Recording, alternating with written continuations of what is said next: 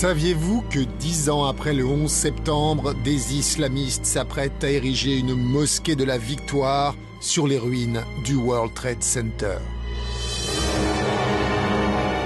We are afraid in our own country of the people that we've embraced here. Everybody knows who's trying to kill us. Vous ignorez encore que des milices musulmanes ont interdit le jambon et installé la charia à Paris? L'islam étant quelque chose qui nous menace, que des gens puissent ne pas être islamophobes, en France, ça me sidère. Il semblerait aussi qu'une conspiration islamo-bolchevique se prépare à s'emparer de toute la planète, du Botswana jusqu'au Groenland. C'est une bataille permanente, vous savez, celle entre le bien et le mal. Les amateurs d'apocalypse savent à quoi s'en tenir. Voici venu le temps de l'Antéchrist, et il viendra du monde musulman. Aux États-Unis et en Europe, une étrange coalition surjoue le choc du 11 septembre et amplifie la peur de l'islam. Peu à peu, une partie de la population verse dans la haine ouverte à l'égard de tout musulman.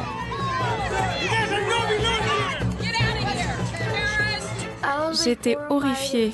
J'avais vraiment très peur. Amérique, tu dois comprendre, c'est le duel final. Le gagnant prend la planète.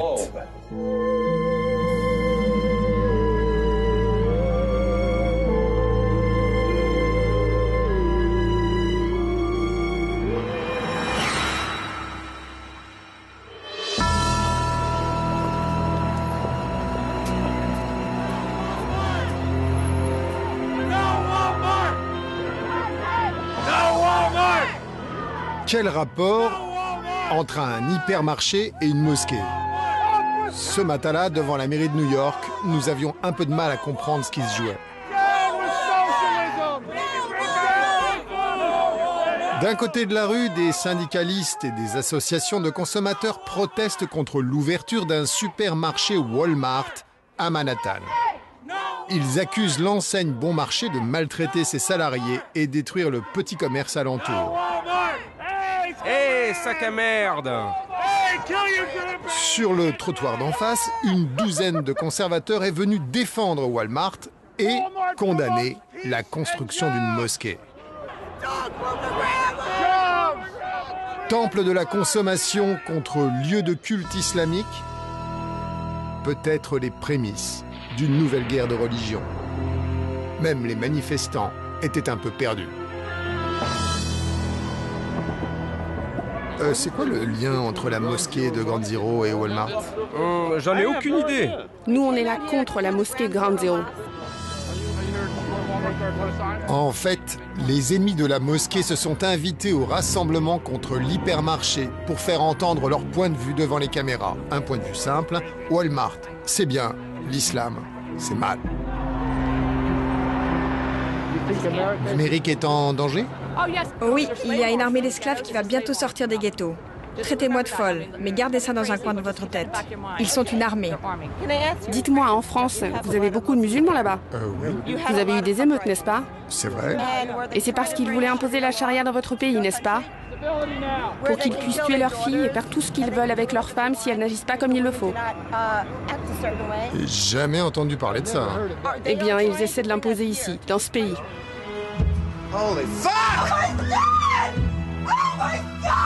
Il aura fallu 10 ans à l'armée américaine pour éliminer le commanditaire des attentats du 11 septembre. Al-Qaïda est décapité. La menace du terrorisme islamique sur le sol américain a été réelle, mais aujourd'hui, elle semble vraiment s'éloigner. On a attendu 10 ans pour ça. Justice est enfin rendue. Pourtant, en 2010, d'après un sondage Gallup, près d'un Américain sur 3 est convaincu que tous les musulmans soutiennent Al-Qaïda.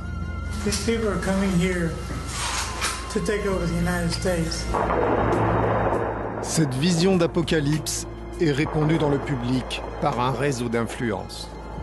Un réseau qui a aussi été entendu par le tueur d'Oslo.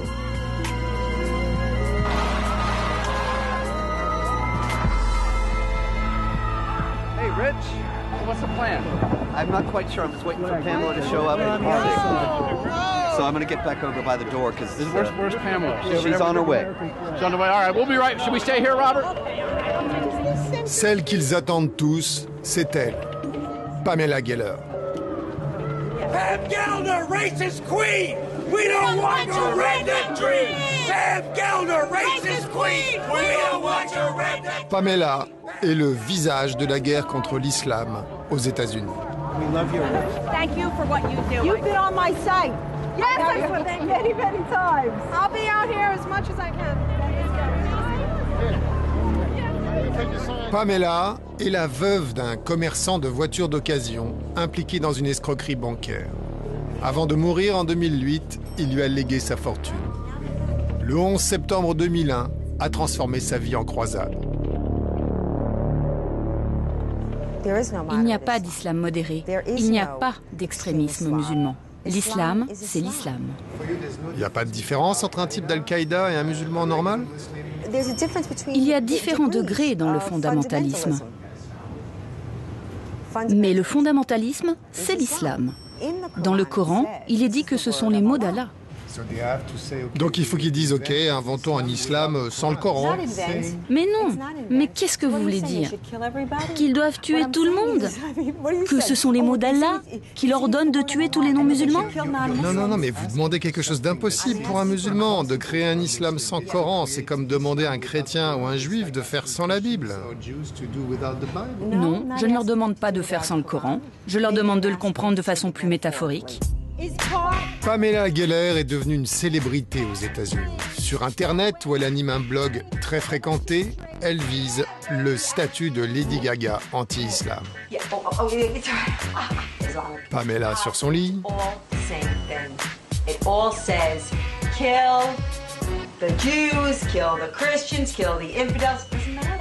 Pamela à la plage. Et Pamela en bikini sur son balcon. En juin 2010, elle organise une manifestation contre la construction d'une mosquée à Ground Zero. Depuis, elle passe à la télévision régulièrement et martèle avec succès son message. Aujourd'hui, d'après un sondage du Time, 61% des Américains sont contre la mosquée de Ground Zero. Bizarrement, ce matin, personne parmi ses partisans ne connaît l'adresse exacte de la mosquée du scandale. Où est cette fameuse mosquée? Elle n'est pas construite encore. C'est tout près. C'est à un pâté de maison d'ici. Ground Zero, c'est ici. Sur ce terre-plein s'élevaient les 2 tours détruites lors des attaques du 11 septembre. Derrière la palissade, les machines-outils s'affairent, mais certainement pas à la construction d'une mosquée. Première constatation, l'expression est un tour de passe-passe, une formule publicitaire inventée par Pamela. Ce qu'elle appelle Ground Zero est un immeuble à 2 pâtés de maison qui a reçu quelques débris.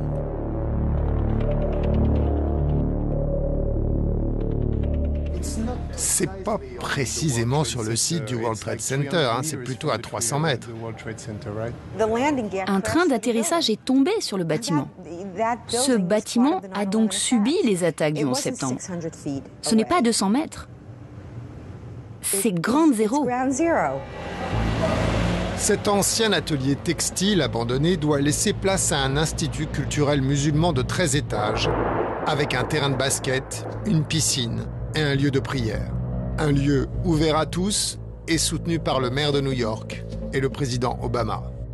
C'est ça les musulmans. Ils construisent des mosquées pour célébrer leur triomphe et la conquête de nouveaux territoires.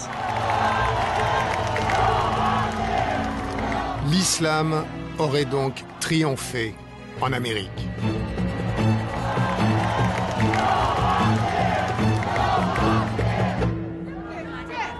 Robert Spencer est l'associé de Pamela. Ce grec orthodoxe se proclame spécialiste du Coran et se présente comme le cerveau du mouvement.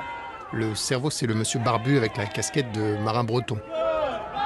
Vous pensez vraiment que l'Amérique est en danger d'islamisation? Oui, vraiment. Précisément parce que les gens n'en sont pas conscients. Mais des initiatives comme celle-ci prouvent la présence de l'islam aux États-Unis. Les gens ne comprennent pas que tout ça fait partie d'un plan secret des frères musulmans. Attendez, moi je vois aucun signe d'islamisation dans les rues. C'est parce que vous ne savez pas où regarder. Et vous ne savez pas ce que vous voyez quand vous le voyez. Ok, regardons un peu mieux les États-Unis en 2011. Ce qui saute aux yeux, ce sont les traces de la crise économique la plus violente depuis 1929. Des petits commerces ferment dans des villes autrefois dynamiques. Une population angoissée s'appauvrit de jour en jour. Chaque mois, 120 000 familles se déclarent en faillite.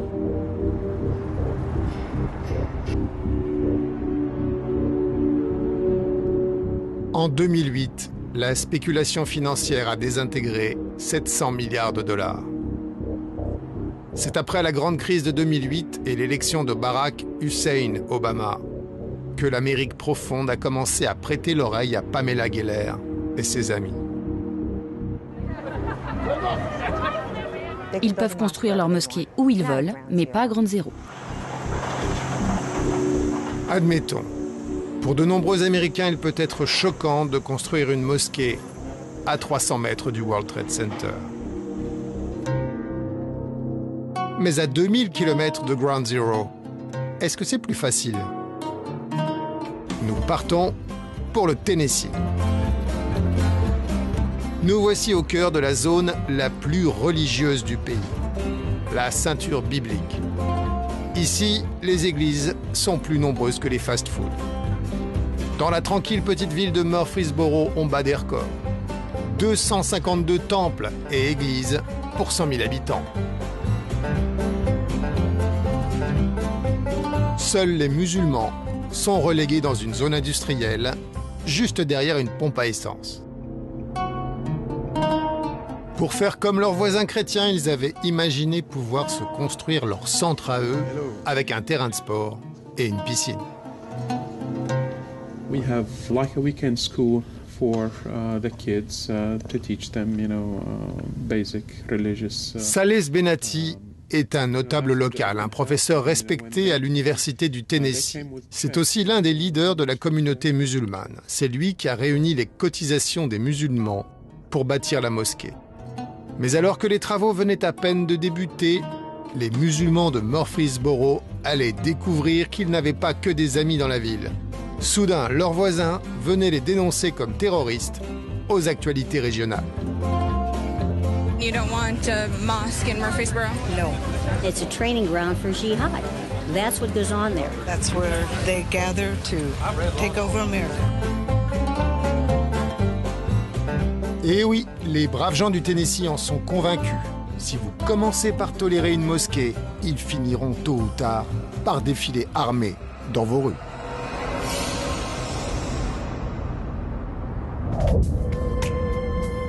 La petite ville va se déchirer comme si sa survie en dépendait.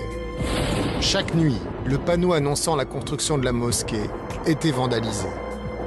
À la mairie, des audiences publiques sont organisées.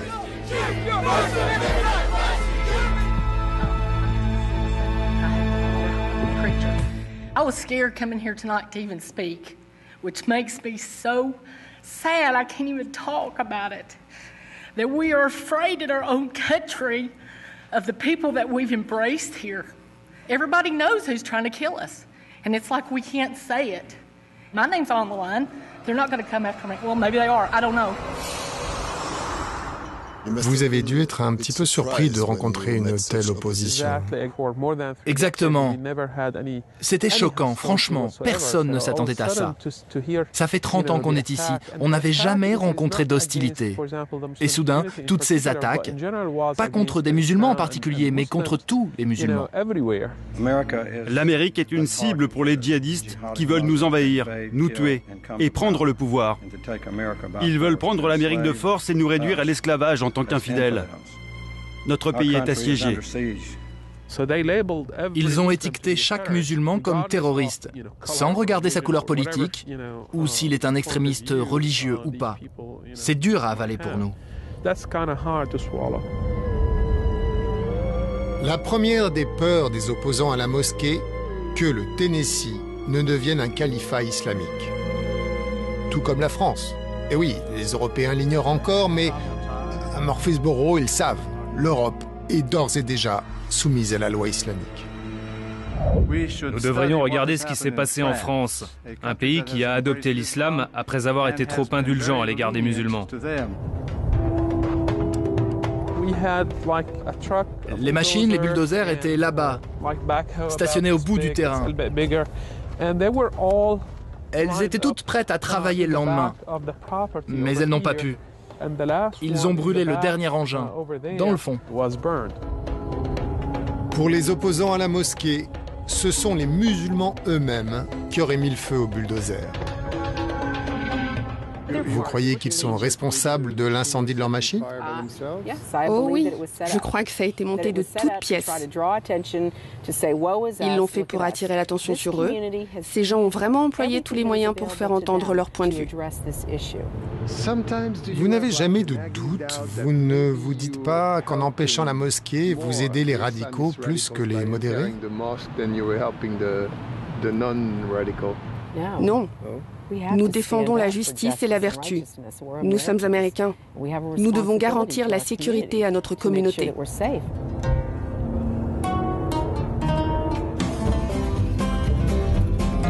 Voilà l'imam de Murfreesboro. S'il veut vraiment réussir sa conquête du Tennessee, sans doute devra-t-il commencer par acheter un GPS. Can you please help me out finding this address? I find it. Pour l'instant, l'imam fait le tour des églises de sa ville pour gagner la confiance de ses voisins. Il veut prouver qu'il ne porte pas de pieds fourchus sous sa djellaba. Il est d'origine égyptienne, mais il rappelle qu'il a épousé une américaine. Ses beaux-parents ont d'ailleurs eu un peu peur de son prénom. Ils étaient inquiets. Pourquoi? Parce que non seulement leur fille épouse un arabe, mais en plus c'est un imam. Et il s'appelle Osama. C'était dur. Aujourd'hui, les travaux pour la mosquée ont repris, avec l'accord d'une majorité d'habitants de Murfreesboro, qui se sont souvenus que la tolérance religieuse est le socle de la Constitution américaine.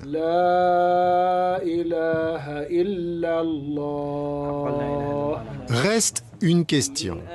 Qui a mis dans la tête des tranquilles habitants de Murfreesboro que leurs voisins musulmans voulaient les transformer en esclaves?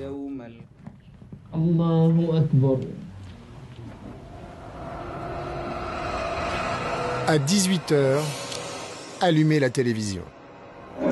Vous y découvrirez un certain Glenn Beck. Tous les soirs sur Fox News, Glenn Beck alerte des millions d'Américains. Du lundi au vendredi, il dénonce toujours la même conspiration. Qu'est-ce qu'ils veulent, ces gars? Les frères musulmans. Le Hezbollah, hein? Je l'ai mis où, le Hezbollah? Et ce gars-là, qu'est-ce qu'il veut? Ils veulent tous la même chose.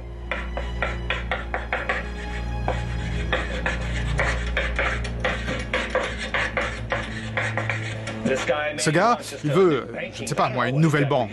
Eux, ils veulent un califat islamique et eux, c'est le communisme ou le socialisme.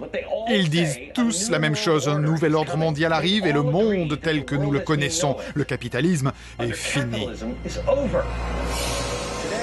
Glenn Beck a découvert le poteau rose. Des communistes, apparemment il en aurait trouvé, alliés à des islamistes, le tout généreusement financé par un milliardaire gauchiste et juif, George Soros. Après la pub, les troupes islamo-bolcheviques vont abattre le capitalisme mondial. Ils pourront créer le chaos et avoir leur nouvel ordre mondial.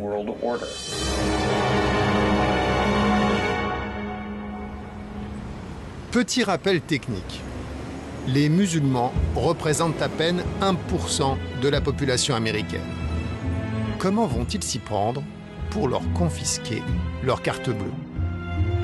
nous avons réussi à débusquer des membres du complot présumé. Les bureaux du lobby des musulmans américains sont situés à Washington, à quelques centaines de mètres du Congrès.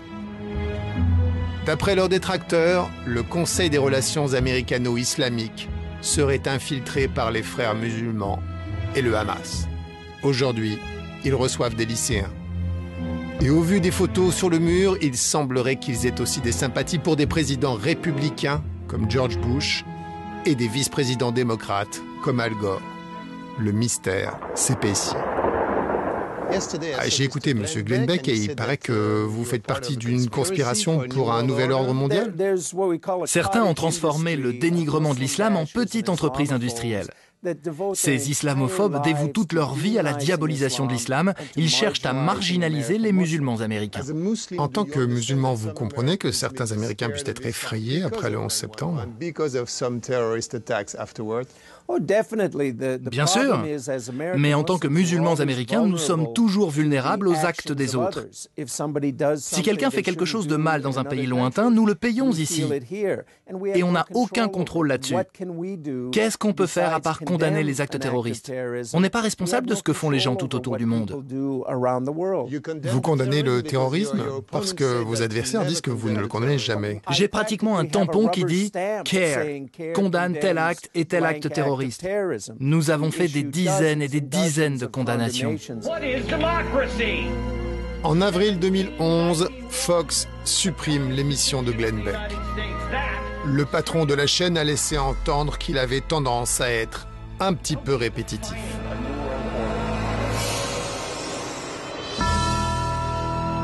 Mais les tenants de la thèse du complot n'ont pas besoin de la télévision pour atteindre le grand public. Chez les évangélistes ultras, à l'église le dimanche matin, certains prédicateurs viennent expliquer aux fidèles que l'islam est diabolique et qu'il faut se préparer au tout dernier combat. L'un des plus célèbres est Walid Shoebat. Ce qui n'est pas son vrai nom. Il affirme être palestinien converti au christianisme combattant. Jean de Damas a assisté à la naissance de l'islam. Il a dit « Voici l'avènement de l'Antéchrist ». Autrement dit, il y a une continuité de l'Antéchrist du Nouveau Testament jusqu'à aujourd'hui. Et à la fin, il y aura cet avènement de l'Antéchrist qui surgira du monde musulman. Quel choix avons-nous ?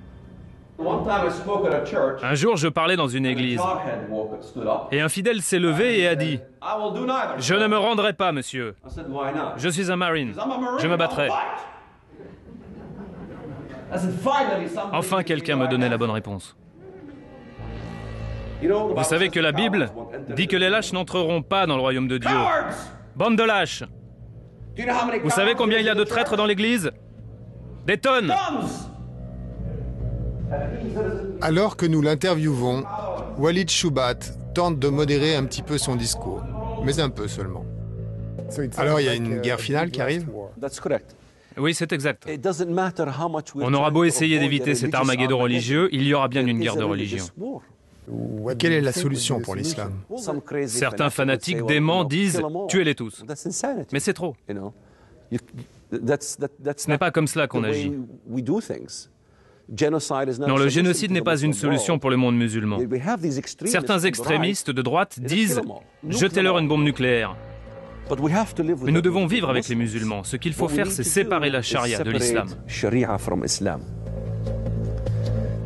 Waleed, we're honored to have you. I need about 20 people who will join with me for $100. If you can give $500, if you can give $1,000, please do. Every single dime goes to this man's ministry.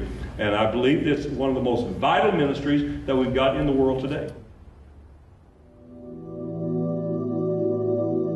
L'une des opérations de propagande les plus massives a eu lieu en 2008, juste avant l'élection de Barack Hussein Obama. 28 millions de DVD ont été envoyés gratuitement dans l'Amérique profonde, glissés comme des objets publicitaires à l'intérieur du journal, ou offerts aux fidèles dans les églises évangéliques. Le film s'appelle Obsession et aligne une jolie collection de fanatiques musulmans. Le meilleur du pire de l'islam radical.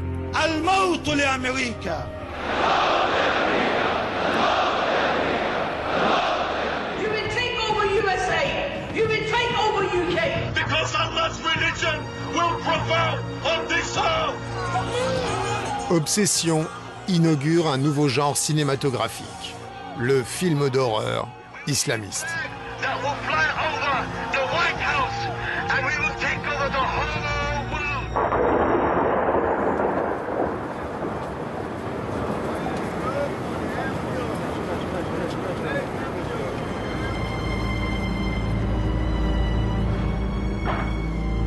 Jack Moline a été classé par le magazine Newsweek comme l'un des rabbins les plus influents des États-Unis.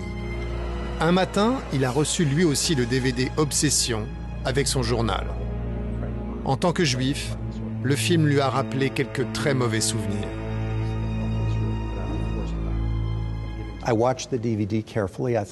J'ai regardé très attentivement ce DVD. Je me suis demandé ce que ça me rappelait.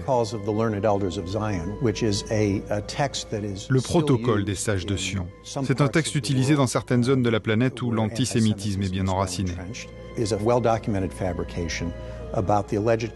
Il est prouvé que ce texte est faux. Il a été forgé pour faire croire à une conspiration menée par un petit groupe de juifs voulant contrôler le monde à travers la manipulation de la guerre et de la finance.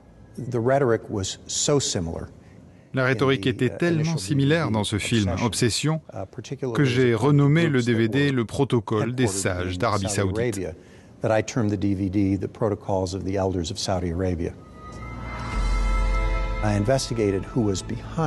J'ai enquêté pour savoir qui œuvrait derrière tout ça. Et j'ai découvert la présence d'une organisation religieuse juive très à droite. Notre propre histoire de persécution devrait nous servir de leçon et nous empêcher de faire ça à d'autres. Nous avons voulu rencontrer les responsables de l'opération Obsession. Officiellement, le film a été produit à New York par le fonds Clarion. You have reached Clarion Fund, Press and Media Inquiries. No one is available to answer your call at this time. Un fonds qui appartient à une nébuleuse opaque. Quand on appelle, on tombe sur un répondeur. Personne ne renvoie jamais les appels. L'adresse n'est qu'une boîte postale. En 2010, le fonds Clarion produit un nouveau film, le troisième djihad. Tout le film tourne autour d'un document rédigé il y a 20 ans par un individu isolé, membre des Frères musulmans. C'est un plan secret pour conquérir la planète. A strategy to infiltrate and dominate America. We all know about terrorism. This is the war you don't know about. Et dans une animation graphique qui fait peur, le film nous montre l'invasion planétaire des islamistes, de l'Amérique au Groenland et même jusqu'au pôle Nord.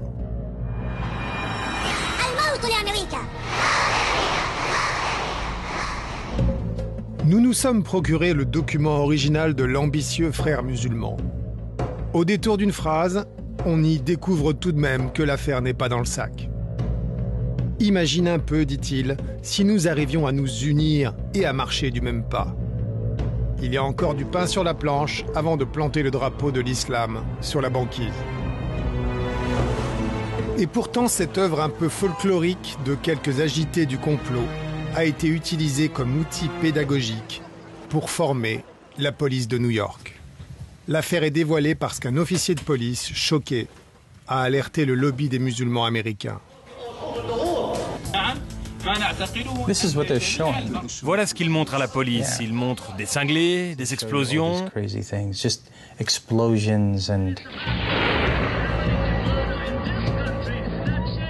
Regardez, ils montrent un texte écrit en arabe. Ça c'est mal, c'est diabolique. Ils essaient de faire passer le message négatif arabe, négatif musulman. Ils essaient de marquer les esprits, comme on fait une marque sur une vache, de faire entrer dans la tête des policiers que les musulmans sont mauvais. Ça veut dire qu'en fait, pendant des mois, des policiers ont vu un film de propagande. Exactement. Et quand vous avez parlé aux responsables de la police, qu'est-ce qu'ils vous ont dit? Ils ont tout nié. Au début, quand on leur a parlé de la vidéo, ils ont dit non, non, nous ne montrons pas une vidéo comme ça. Alors on leur a dit, attendez, ce sont vos propres policiers qui nous appellent pour parler de cette vidéo.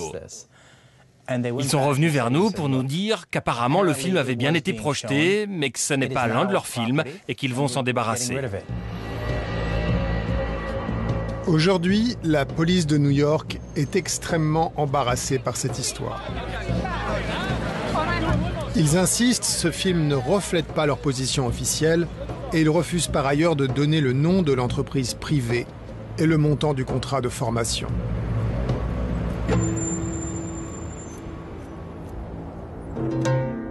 Pour rencontrer ces mystérieux formateurs, nous allons tenter notre chance dans un salon de la sécurité qui se tient chaque année à Phoenix, Arizona.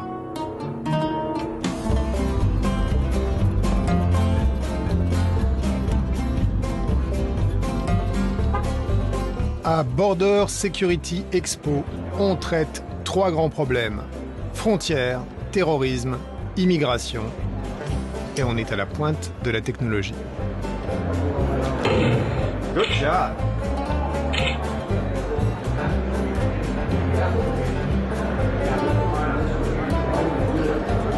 Has anyone given you a prohibited substance to transport through this checkpoint?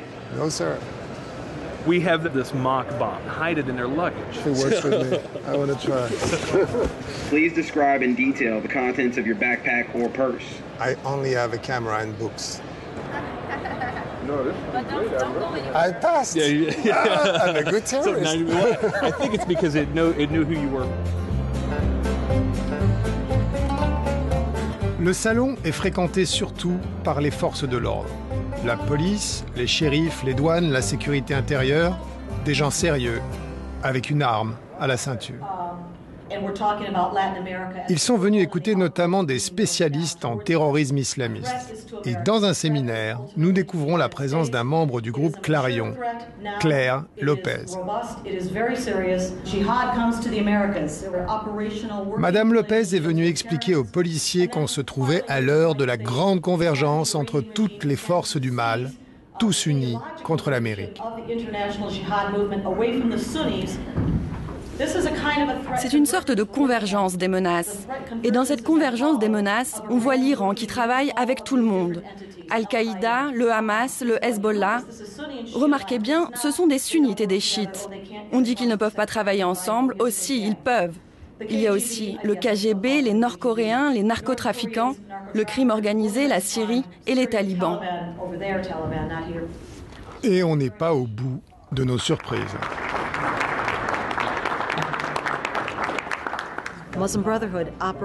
Les frères musulmans opèrent au plus haut niveau du gouvernement américain. Ils ont pénétré le gouvernement américain et les services de renseignement. Petit à petit, les frères musulmans deviennent formateurs pour le FBI, mais aussi pour d'autres organisations comme la CIA. Ils sont même invités à la Maison-Blanche.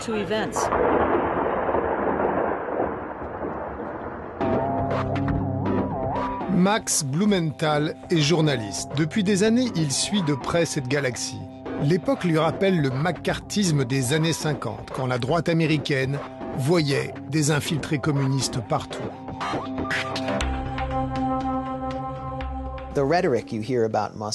Le discours islamophobe qu'utilisent ces groupes dénonce moins la menace terroriste que la menace de l'influence des musulmans.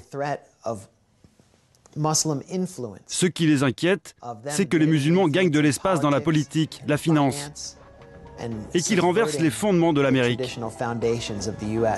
Ça n'a pas grand-chose à voir avec le terrorisme. C'est de la bigoterie ou du racisme. C'est une phobie. Ce n'est pas une peur rationnelle. C'est une phobie.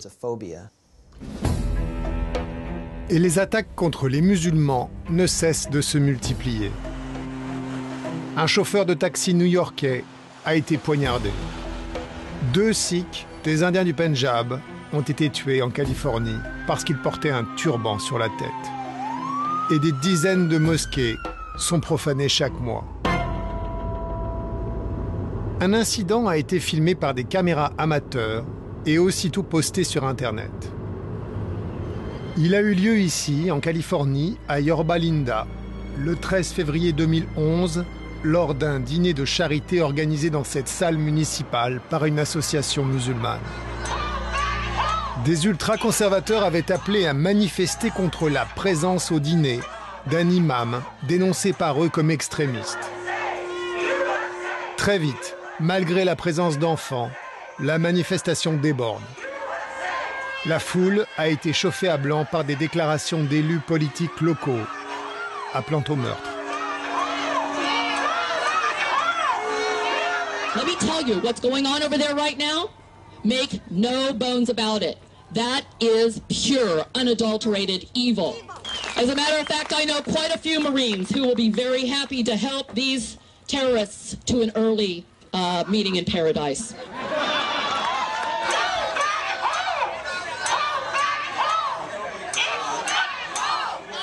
Nous avons retrouvé l'une des familles présentes ce jour-là. Ce sont eux qu'on voit sur les images.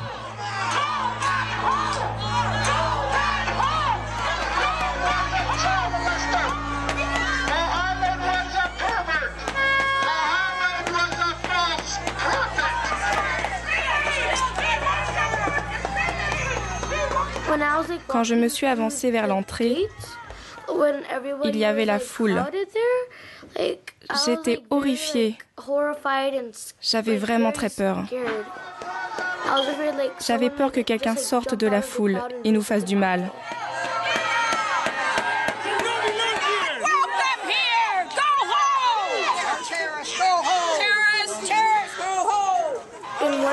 Un homme a crié « Rentre chez toi, retourne dans ton pays !»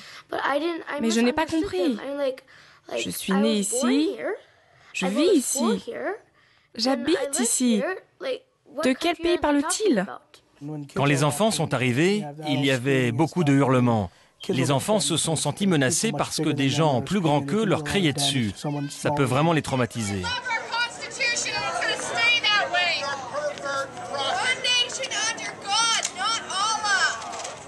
J'ai demandé à mon père pourquoi il nous déteste tant. Il m'a répondu, ils ne nous détestent pas, ils ne nous connaissent pas.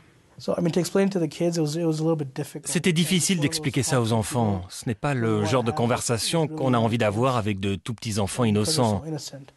Ils vous demandent sans arrêt « Pourquoi ? Pourquoi ?» Et puis, il y a un pourquoi, au-delà duquel vous n'avez plus envie de leur répondre.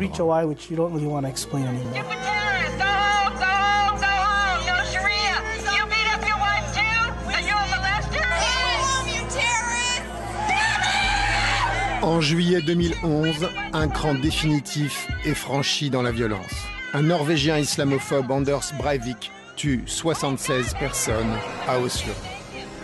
Dans un long texte, il explique qu'il a voulu stopper l'islamisation de l'Europe. Robert Spencer est sa principale référence. Il est cité 68 fois. Juste avant le massacre d'Oslo, nous avions posé une question étrangement prémonitoire à Spencer. Est-ce que vous n'avez jamais peur que quelqu'un de faible d'esprit interprète mal vos propos et se mette à tirer sur des musulmans? Et vous? Vous n'avez jamais peur que quelqu'un déforme ce que vous dites et fasse quelque chose de mal? J'y pense. Eh bien, laissez-moi vous dire que si ça arrivait, vous n'auriez aucune responsabilité. Donc, vous n'avez aucune responsabilité? Bien sûr que non. Je n'ai jamais conseillé la violence. J'ai toujours défendu le respect de la loi.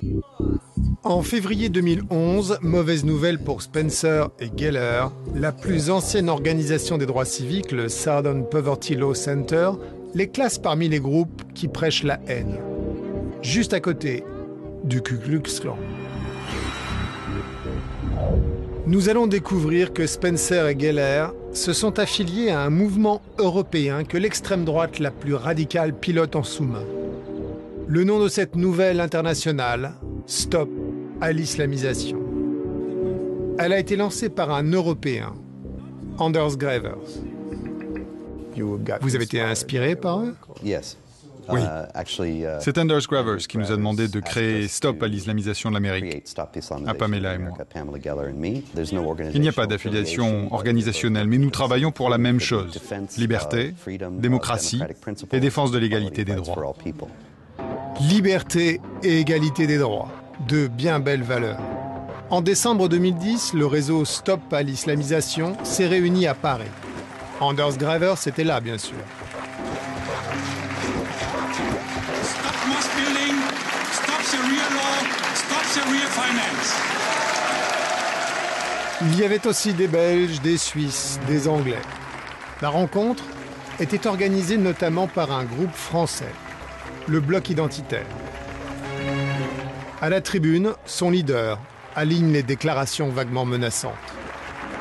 Ceux qui nous dirigent aujourd'hui à Paris, à Londres, à Bruxelles, sont des collabos de l'islam. Pour repousser l'islamisation, il faudra d'abord neutraliser politiquement ces collabos.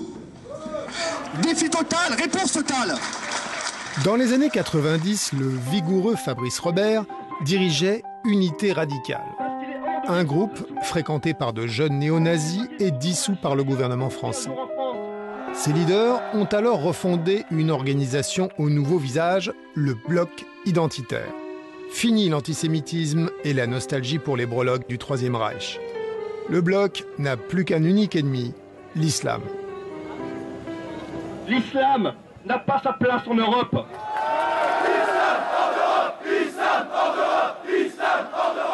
Certains des vôtres, comme vous le savez peut-être, étaient néo-nazis il y a 10 ans. Qui est nazi? Montrez-moi des preuves. C'est une campagne de dénigrement. Je ne vous crois pas. Les preuves, les voilà. Les deux leaders du Bloc identitaire, Philippe Vardon et Fabrice Robert, animaient un groupe de rock skinhead, Fraction Hexagone. Ils ont marqué l'histoire de la musique populaire d'une chanson au titre rafraîchissant, Une balle. Une balle pour les sionistes. Une balle pour les cosmopolites. Une balle pour les Yankees. Une balle pour les lobbies. J'ai eu un parcours radical dans ma jeunesse. Je le renie pas, loin de là. Maintenant, le discours a changé. Vous le reniez pas? Vous reniez pas d'avoir... Ça s'appelle du néonazisme quand même. Ah non, pas du tout. Nous étions un mouvement national révolutionnaire. Ah non, justement, c'était un mouvement qui était totalement en opposition avec les néo-nazis. Ah, oui. Enfin, une balle pour les sionistes, ça veut dire quoi? Vous pensez que c'est néo-nazi? Je crois pas, non? Ça veut dire les juifs, non? Pas du tout, pas du tout, pas du tout.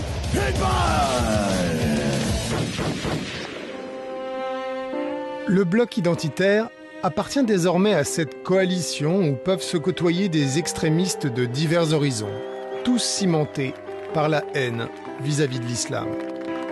Du côté de la branche américaine, Robert Spencer suggère la tolérance. Si un groupe change de position, il faut évaluer s'ils sont vraiment sincères ou pas. Il faut juger au cas par cas. Un membre de notre équipe a adhéré au Bloc identitaire, avec une caméra cachée. Derrière des portes closes et sans témoins, un petit maître à penser lui a infligé un interminable discours sur la pureté raciale et contre le regrettable procès de Nuremberg qui condamna les dignitaires nazis. C'est une phrase qui m'avait marqué, il y a Nuremberg, c'est pas seulement le grand arien blanc qui a été condamné, c'est l'homme européen et les valeurs qu'il portait. C'est pour ça aussi que vous êtes des militants nationalistes, des militants identitaires. C'est pas seulement parce que vous avez un capital racial dans les veines qui porte ces valeurs génétiquement presque. Donc là, je pense que l'ennemi, la grande bataille à mener aujourd'hui, c'est contre le métissage. Ça me semble énorme. Dans quelle famille aujourd'hui il n'y a pas un métèque? On a tous une cousine qui est mariée avec un mec d'une race improbable, quoi. Là où je vois le danger, moi, c'est que les jeunes de chez moi, ils trouvent normal que, après tout, la négresse du coin, c'est un être humain comme toi et moi, on est égaux, elle est française. Là, il me semble le vrai danger. Contre le métissage, il n'y a pas de bataille navale, il n'y a pas de bataille militaire, quoi. C'est ou t'as une conscience raciale, ou t'en as pas. Et toi, je t'en veux pas, mais t'es pas de mon peuple, c'est autre chose. Toi, comme l'a écrit un autre penseur, tout animal ne s'accouple qu'avec un congénère de la même espèce. C'est dans Mein Kampf. C'est pour déconner. Oui, rien de tel qu'une citation d'Adolf Hitler pour détendre l'atmosphère. C'est un peu de provo comme ça, parce qu'il faut bien rire un peu, on peut pas faire que du sérieux tout le temps, quoi. La France n'a pas souffert des attaques islamistes du 11 septembre. Alors, l'extrême droite va se creuser la tête pour fabriquer des traumatismes de rechange. La France accueille une importante population musulmane. Les quartiers populaires des grandes villes changent de visage. Une mutation qui inquiète certains Français. L'extrême droite va jouer de cette inquiétude en concentrant l'attention sur un quartier pauvre au nord de Paris, la Goutte d'Or. Ici, chaque vendredi, des musulmans débordent de la mosquée et prient sur la chaussée. Pendant 1 heure, les voitures ne peuvent plus emprunter 3 rues. Sur une radio nationale, la chef du principal parti d'extrême droite français, Marine Le Pen, se lâche sur la métaphore. Un certain nombre de personnes viennent pour accaparer les territoires. Je suis désolé, mais pour ceux qui aiment beaucoup parler de la Seconde Guerre mondiale, s'il s'agit de parler d'occupation, on pourrait en parler, là, pour le coup. Certes, il n'y a pas de blindés, il n'y a pas de soldats, mais c'est une occupation tout de même. An ordinary French citizen who was watching the Islamization of Paris decided that the world needed to see what was happening to his city. This is a Friday in Paris, filmed by hidden camera. The streets are blocked by a huge crowd of Muslim worshippers and it's enforced by private security. Aux États-Unis, les télévisions des évangélistes conservateurs diffusent des images qui font peur en caméra cachée. Voici pourquoi les braves gens du Tennessee sont convaincus que la France est tombée aux mains des islamistes.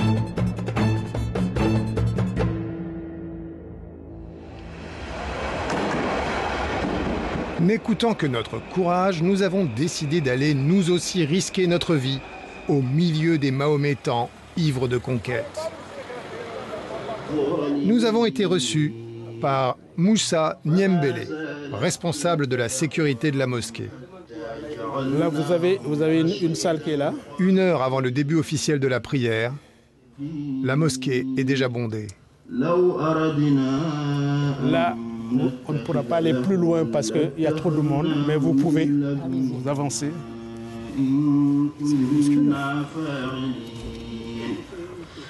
À l'intérieur et à l'extérieur de la mosquée, nous avons à peu près 2000 personnes qui viennent.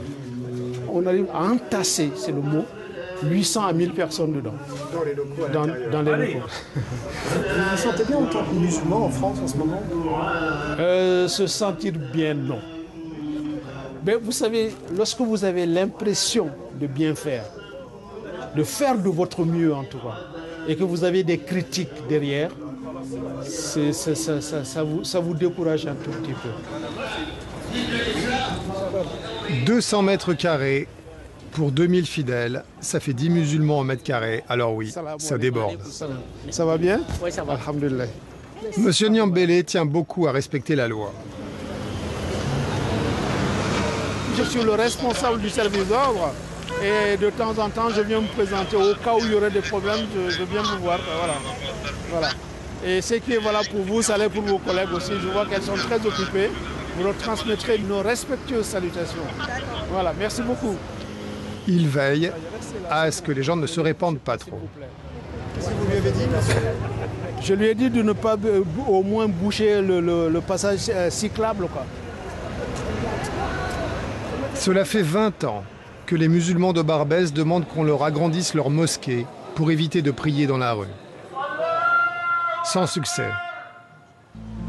En juin 2010, les télés et radios vont relayer le message d'une certaine Sylvie François, une Française de souche qui dit habiter à quelques mètres de la mosquée et affirme être soumise à l'oppression des musulmans. Moi, je suis habitante de la Goutte d'Or et depuis longtemps, même depuis plusieurs générations. C'est un quartier du 18e qui est très islamisé aujourd'hui. On y fait la prière dans la rue le vendredi, par exemple. Dans ma vie quotidienne, j'ai souvent le sentiment d'être regardée de travers. Parfois, je suis en but à des remarques un peu méprisantes parce que je ne suis pas voilée. Je ne suis plus conforme au quartier dans lequel j'habite. Les commentateurs nationalistes s'emparent aussitôt du témoignage de Sylvie François et hurlent à la guerre de religion. La vraie provocation, c'est que depuis des années, on laisse la préfecture, la mairie, on laisse des milliers de fidèles faire la prière dans la rue. C'est absolument scandaleux. C'est un scandale. La vraie provocation, elle est là. Dans ce pays, quand l'État est faible, il y a des guerres de religion. Sylvie François, la courageuse habitante de la Goutte d'Or, lance une idée. Un apéro saucisson et pinard pour sauver ce qui peut encore l'être. Alcool et charcuterie, 2 interdictions islamiques, 2 produits impossibles à trouver dans son quartier, affirme-t-elle. Vous parlez des adversaires résolus de nos vins de terroir et de nos produits charcutiers. Voilà, j'ai envie de défendre aussi ce qui fait notre identité et puis dans son côté culinaire, on va dire. Pas de saucisson à la Goutte d'Or. Sylvie François n'a pas l'air de connaître son propre quartier. Et notamment la célèbre charcuterie au Cochon d'Or, qui vend du porc à quelques mètres à peine de la mosquée. La Goutte d'Or est un quartier pauvre, certes, mais ouvert. Ici se croisent des musulmans, des Françaises en short, des Juifs orthodoxes en noir et blanc, des Tamouls en sari coloré, et aussi, il est vrai, une bonne dose de petits trafiquants et de policiers. Oui, à la Goutte d'Or, il y a souvent des faits divers, mais pas l'ombre d'une guerre de religion. Comment Sylvie François peut-elle ignorer tout ça? Tout simplement parce qu'elle n'a jamais mis les pieds à la Goutte d'Or. L'opération Sylvie François est une manipulation du bloc identitaire. Un bidonnage. Pour l'extrême droite, c'est une réussite. Pendant 10 jours, les médias ont relayé benoîtement leurs mensonges. Des millions de Français sont désormais convaincus que la charia règne à Barbès. Et la peur du musulman a pénétré un peu plus profondément dans une société française fragilisée par la crise économique. Le mensonge est-il une arme légitime en politique? Nous avons voulu poser la question au leader du bloc identitaire, Fabrice Robert, assez content de son coup.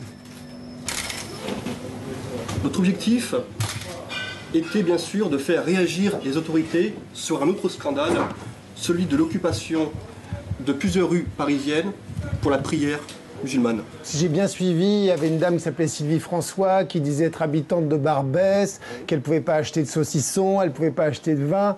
Tout était faux, elle n'existait pas. Est-ce que c'est pas un problème quand même de servir du mensonge pour poser les termes d'un débat public?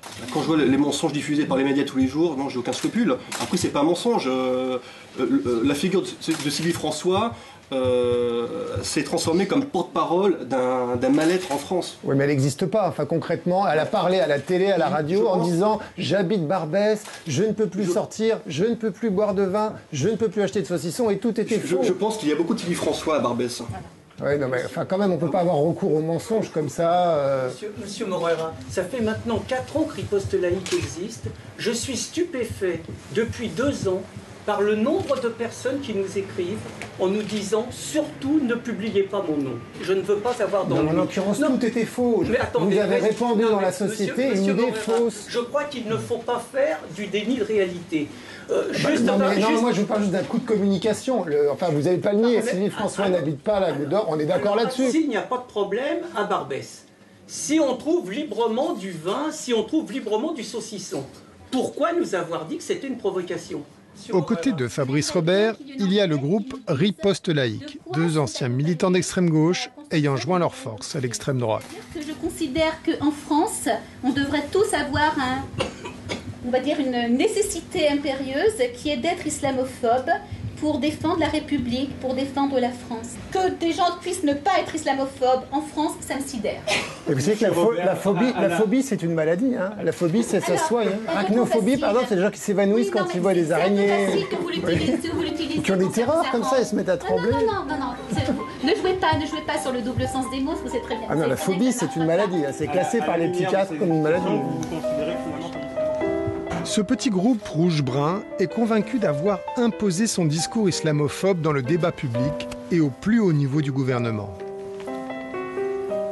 Lorsque j'entends Claude Guéant demander s'il n'y a pas trop de musulmans en France aujourd'hui, c'est exactement ce que j'ai déclaré en décembre dernier lors des assises sur l'islamisation. On considère que pour conquérir le pouvoir, encore faut-il conquérir les esprits avant. Il est clair que les prières dans les rues choquent un certain nombre de nos concitoyens. C'est vrai que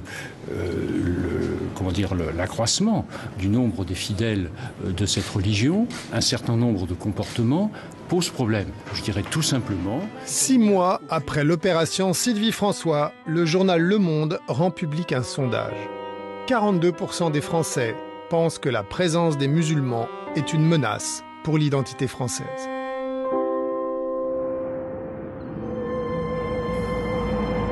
Retour aux États-Unis. Ici aussi, les idées de la frange islamophobe la plus radicale s'insinuent peu à peu au centre de l'échiquier politique. Nous voici à Washington, D.C. Chaque année, la droite américaine s'offre un festival dans un grand hôtel, CPAC, la Convention des conservateurs pour l'action politique. Cette année, il y a 2 stars de l'ancien gouvernement Bush. L'ancien ministre de la guerre, Rumsfeld, et l'ex-vice-président, Dick Cheney. Ces hommes resteront dans l'histoire comme ceux qui ont profité des attentats du 11 septembre pour attaquer l'Irak. Une guerre qui, d'après la revue scientifique The Lancet, va coûter la vie à 600 000 musulmans irakiens pour des armes de destruction massive qui n'existaient pas. Sans rancune. De toute façon, dans la salle, tout le monde a oublié. Tous? Non. Un jeune homme rajoute une ligne à leur CV.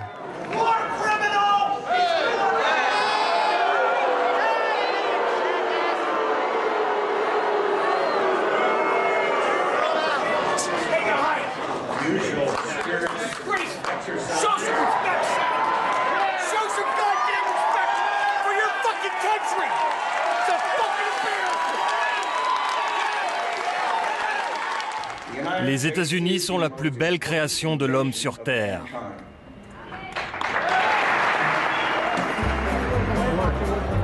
Les conservateurs américains développent leurs thèmes habituels. Trop d'impôts, trop d'aide sociale pour les pauvres, Obama est un communiste caché. Et cette année, il y a une nouveauté. L'islamisation de l'Amérique. Newt Gingrich veut être le prochain président républicain des États-Unis. Il a décidé de faire campagne sur l'imminence du danger de l'islam radical. Il y a des gens qui veulent nous tuer parce qu'ils veulent nous tuer. Ce n'est pas plus compliqué que ça. Ils pensent que nous sommes mauvais. Cela fait partie d'un mouvement mondial de gens qui veulent détruire la civilisation occidentale et imposer un modèle totalitaire, inacceptable pour n'importe quel Américain. Pamela Geller s'est invitée elle aussi, mais les organisateurs de l'événement ont tenu à préciser qu'elle n'était pas officiellement inscrite au programme, trop extrémiste. Pamela Geller est furieuse, elle croit savoir pourquoi les conservateurs lui font des soucis. Eh oui, parce qu'ils sont infiltrés, eux aussi. Le problème de CPAC, c'est qu'ils sont corrompus. Ils se sont compromis avec des agents des frères musulmans.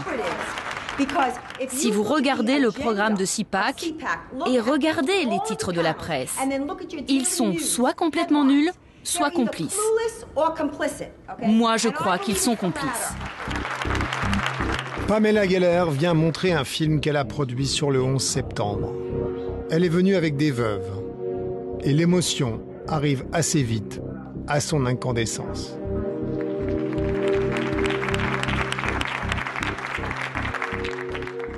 I lost my only son, firefighter Christian Reaganhart, on 9/11. Before that, he served his country in the United States Marines. The American public has to know what really happened there. My son is an angel who was murdered by demons. In this attack that was orchestrated by demonic cave-dwelling barbarians. Dans la salle, cette légitime colère contre un réseau terroriste se transforme en amalgame contre tous les musulmans. Moderate Muslims don't exist. The Quran states that infidels can be approached and invited into the religion, and once we say quite innocently, no, thank you very much, I love my God, who I do not believe is Allah. I love my God, I'm happy here with Jesus, thank you very much. Once we say no thanks, then we may be killed. That is just it. Boom, boom. You want to come? No? Okay.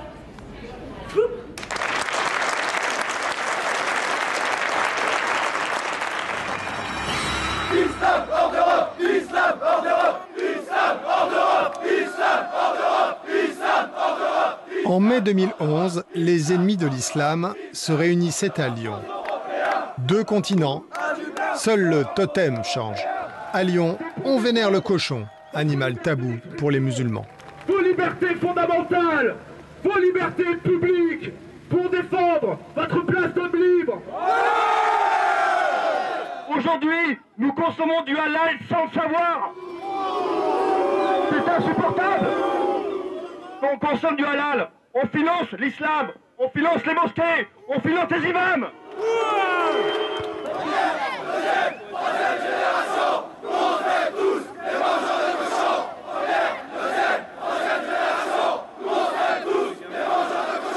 L'islam n'a pas sa place en Europe. Qu'ils aillent vivre leur foi en terre d'islam, en Afghanistan, au Pakistan, que m'importe.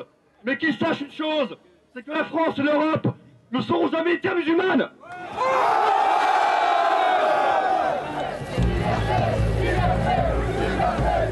Dans la soirée, des nationalistes avinés iront défendre les vraies valeurs de l'Occident chrétien en cassant la vitrine d'un vendeur de kebab mahométan.